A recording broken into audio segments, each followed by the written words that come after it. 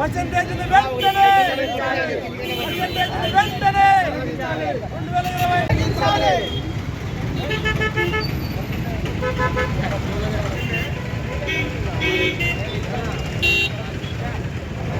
విజ్ఞప్తి చేసేది ఏంటంటే చాలాసేపు ఆందోళన చేసాం. అయితే ముఖ్యంగా మా పీఈటీ సోదరుల తరపు నుంచి ఒక విజ్ఞప్తి చేస్తున్నాం. ఎస్ఏ పీఈడీ పోస్టులు చాలా ఇచ్చారు. అయితే పీఈటీ పోస్టులను కూడా విడుదల చేయవలసిన విజ్ఞప్తి చేస్తున్నాం. ఎందుకంటే రాష్ట్ర ప్రభుత్వం ఎంత నిర్లక్ష్యంగా ఉందంటే కోర్సును ప్రవేశపెట్టి ఉద్యోగాలు మడిచారు. మరి ఉద్యోగ నోటిఫికేషన్లో కనీసం జిల్లాకు 10-20 ఉద్యోగాలు కూడా లేకుండా రాష్ట్ర వ్యాప్తంగా 56 పీఈటీ పోస్టులను విడుదల చేశారు. మరి దాదాపు వేలాది మంది నిరుద్యోగ వ్యాయామ ఉపాధ్యాయులు యూజీడీ బేస్డ్ చేసుకొని విద్యా అర్హతను పూర్తి చేశారు. వాళ్ళందరికీ కూడా న్యాయం చేయవలసిందిగా ప్రభుత్వాన్ని డిమాండ్ చేస్తున్నాం. లేకపోతే రానున్న రోజుల్లో మరింత ఆందోళనలు ఉధృతం చేస్తామని ప్రభుత్వాన్ని హెచ్చరిస్తున్నాం. మెలిక పెట్టింది. ఆ మెలికలో ఏమంటే అయ్యా మేము చదువుకునేటప్పుడు జనరల్ డిగ్రీలో కావచ్చు, ఇంటర్మీడియట్లో కావచ్చు, 10th క్లాస్లో కావచ్చు, మేము పాస్ అయితేనే ఉన్నత విద్యాలకు వెళ్తాము, అలాగే ప్రొఫెషనల్ కోర్సులు చేస్తాము. కాబట్టి ప్రొఫెషనల్ కోర్సులో పర్సెంటేజ్లు అడగవచ్చు, కానీ అలాగే జనరల్ డిగ్రీలో కానీ జనరల్ ఇంటర్లో కానీ పర్సెంటేజ్లు అడగకూడదు అని చెప్పేసి మేము తెలియజేస్తున్నాం. ఎందుకనగా పాపం ఎవరైతేనే కానీ ఎస్సీ, ఎస్టీ, బీసీ, ఓసీ అందరికీ పర్సెంటేజ్ అడగడం అనేది చాలా విడ్డూరం. మేము చదవకుండా మేము పాస్ కాకపోయింటే మాకు పర్సెంటేజ్ వచ్చేదా? మేము ఈరోజు ట్రైనింగ్ చేసేవాళ్ళమా?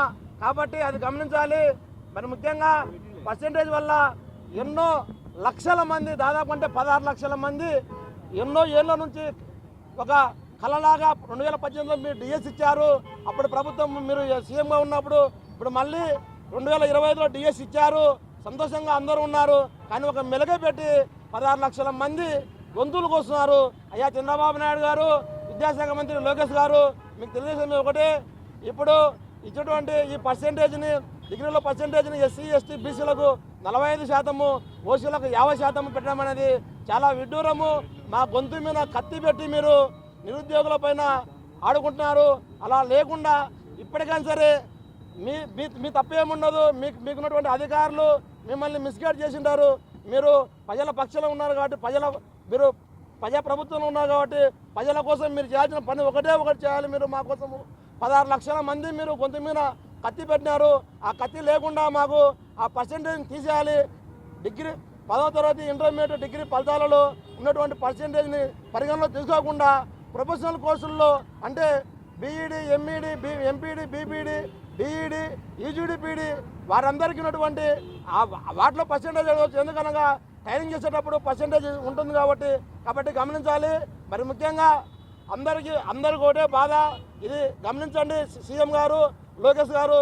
మరి ముఖ్యంగా మీరు రాబోయే కాలంలో మీరు కూడా సీఎం అవుతారని చెప్పేసి మేము నిరుద్యోగులంతా ఆశిస్తున్నాము.